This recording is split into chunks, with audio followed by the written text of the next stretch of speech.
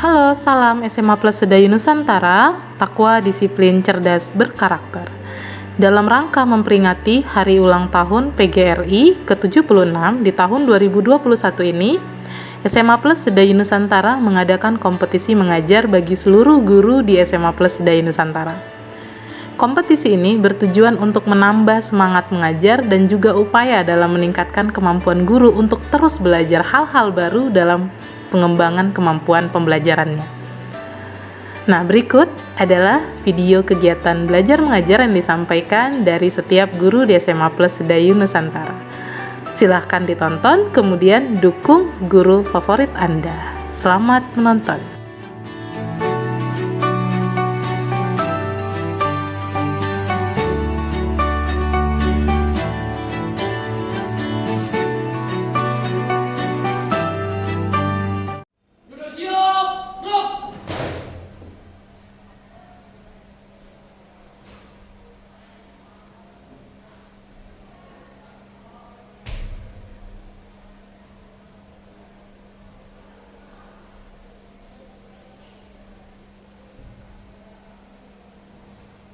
Bapak, kelas 10-nya 7, jumlah 29, hadir 27, tidak hadir 2. Keterangan 1 sakit, 1 izin. Atas nama Taruni Resmina, Taruni Jeremy. Laporan selesai, siap menerima materi ekonomi. Kurang diterima, silakan teman-temannya. Sudah.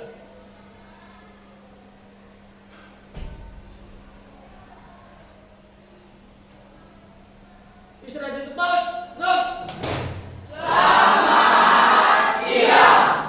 Kita kembali berjumpa di mata pelajaran ekonomi seperti biasa di hari Senin, kan? Hari ini tampak anak-anak Bapak sehat semuanya, kemudian fit dalam beraktivitas. Bapak lihat juga kelasnya bersih dan juga tertib. Ini luar biasa ini 10-7. Benar ya kan? Untuk lebih meningkatkan semangat kita lagi, coba dulu Ardi, Siapa? coba dulu pimpin teman-temannya untuk yel-yel kita hari ini, biar kita lebih semangat lagi dalam belajar ekonomi. Ardi, Siapa? SMA Plus. Takwa disiplin cerdas berkarakter. SMA Plus. Takwa disiplin cerdas berkarakter. ini coba anak-anak buka bukunya, keluarkan bukunya. Pada hari ini kita akan membahas mengenai materi yang ada pada bab 2, itu mengenai sistem ekonomi. Oke, sebelum kita masuk ke pembelajaran atau materi yang ada pada sistem ekonomi, Bapak di minggu kemarin kita sudah membahas apa saja yang ada pada masalah ekonomi.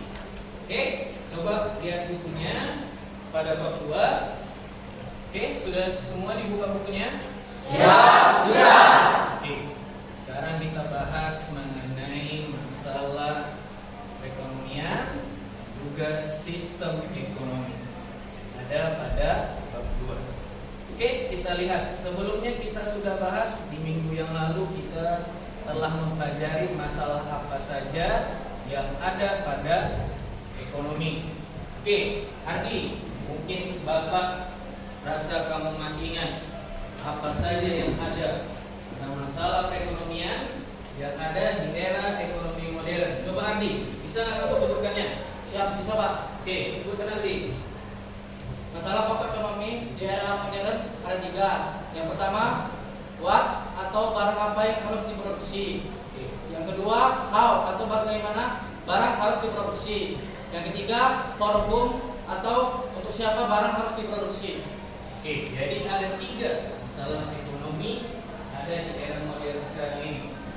Itu barang apa yang diproduksi, kemudian bagaimana barang itu diproduksi, dan juga untuk siapa barang itu diproduksi. Oke, sekarang kita masuk ke materi sistem ekonomi. Oke, coba dulu Putri, apa yang dimaksud dengan sistem ekonomi? Jadi sistem ekonomi itu pengorganisasian satu ekonomi untuk membuat sebuah keputusan mengenai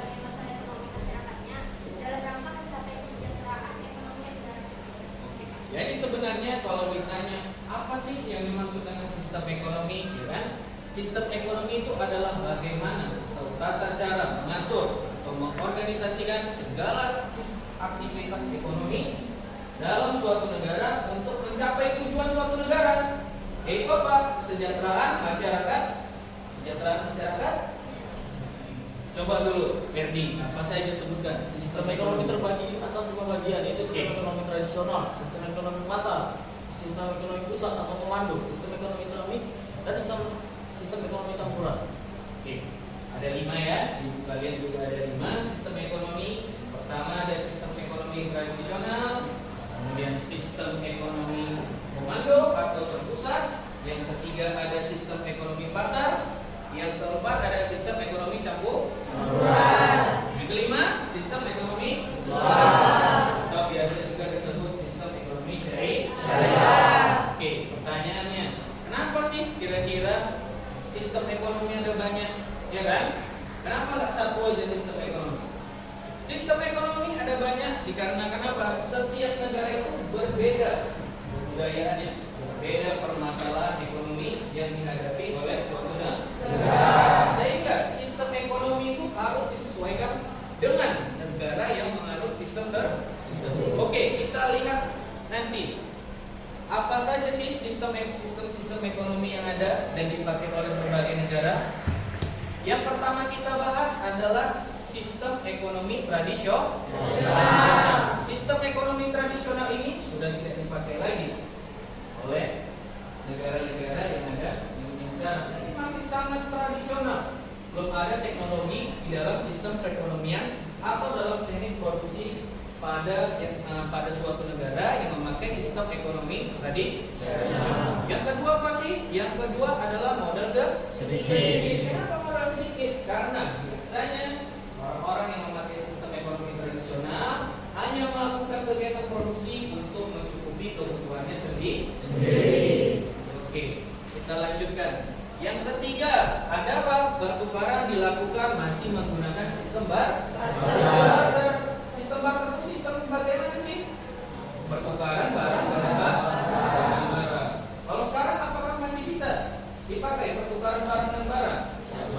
Bisa. Nah, nilai dari setiap barang itu berbeda. Karena sekarang masih sudah menggunakan namanya uang.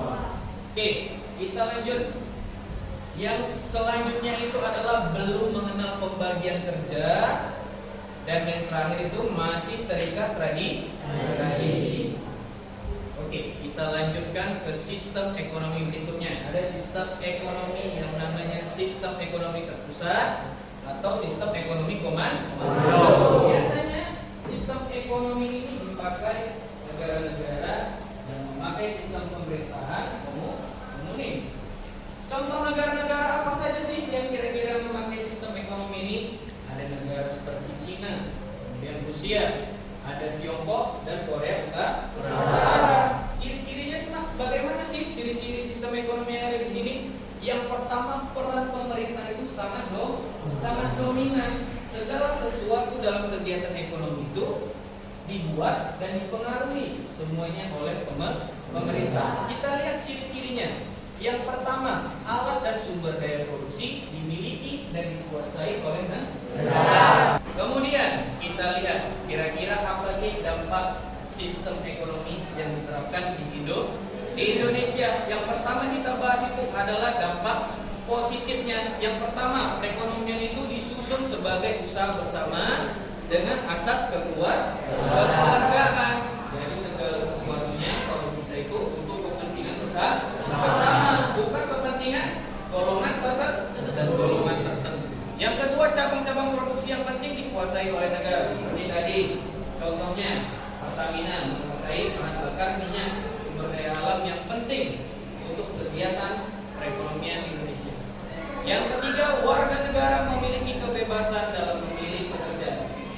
Sumber produksi menjadi milik masyarakat. Sangat berbeda kan dengan sistem ekonomi komando tadi. Yang kedua, tidak ada campur tangan pemerintah. Masyarakat diberikan kebebasan. Dan yang ketiga, aktivitas ekonomi dilakukan oleh masyarakat. Jadi pemerintah tidak ikut membuat sebuah perusahaan atau badan usaha untuk mencapai keuntungan. Negara tidak ikut berbisnis dalam sistem perekonomian pasar. Berbeda tadi dengan sistem ekonomi komando, negara juga ikut berbisnis dalam kegiatan ekonomi masyarakat. Oke, yang kelima, setiap kegiatan ekonomi didasarkan atas apa? Pencarian untung. Jadi yang namanya sistem ekonomi pasar ini, masyarakat diberikan kebebasan untuk beraktivitas agar apa? Masyarakat itu lebih mudah mencari keuntungan untuk memenuhi kebutuhan hidup. Yang kedua, barang atau modal yang vital itu dikuasai oleh pemerintah, terkhusus barang-barang yang bisa dibilang mempengaruhi hajat hidup orang banyak, seperti tanah, air, ya kan? Kemudian apa lagi, seperti bahan bakar minyak, itu semua dikuasai oleh negara. Agar apa? Tidak ada monopoli yang dilakukan oleh swasta. Ada sistem ekonomi campuran ini.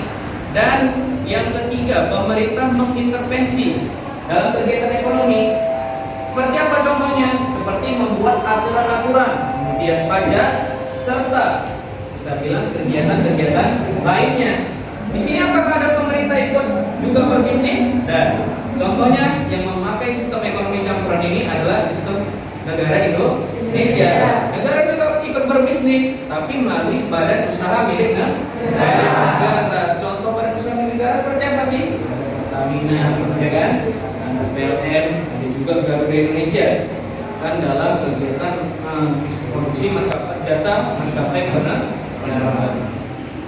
Oke, kita lihat ada karakteristik perekonomian di Indonesia yang ada pada pasal 33 Undang-Undang Dasar tahun 1945. Ada 5 pasal. Ada pasal 33, di situ ada 5 ayat yang menerangkan bagaimana karakteristik perekonomian di Indonesia, mulai dari ayat pertama sampai ayat ke-5. Yang kelima, yaitu fakir miskin dan anak-anak terlantar itu dipelihara oleh negara. Ada yayasan yang kira-kira memelihara fakir miskin dan anak-anak yatim. Oke, kita lanjut. Sekarang kita bahas mengenai dampak negatif dari sistem ekonomi yang ada di Indonesia. Yang pertama, perkembangan ekonomi modern dan tradisional itu berjalan tidak seimbang.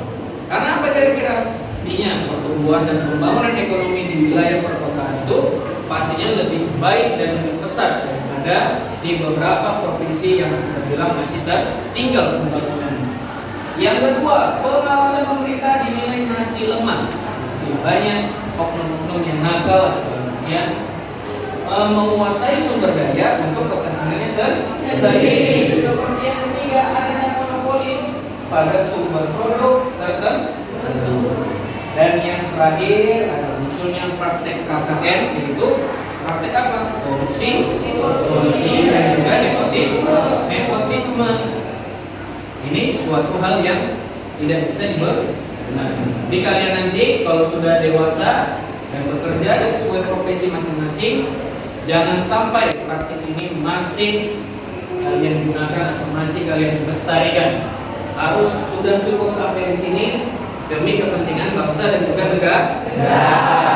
Oke, coba kita ulangi lagi. Ada tradisional, kemudian komando, kemudian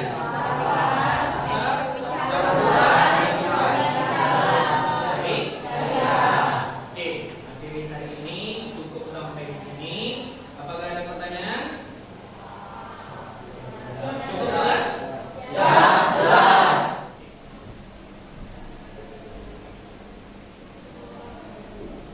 Bapak, kelas 2 telah menerima pelajaran ekonomi. Laporan selesai.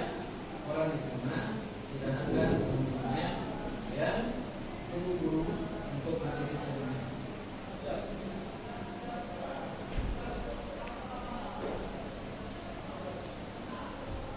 Istirahat 4.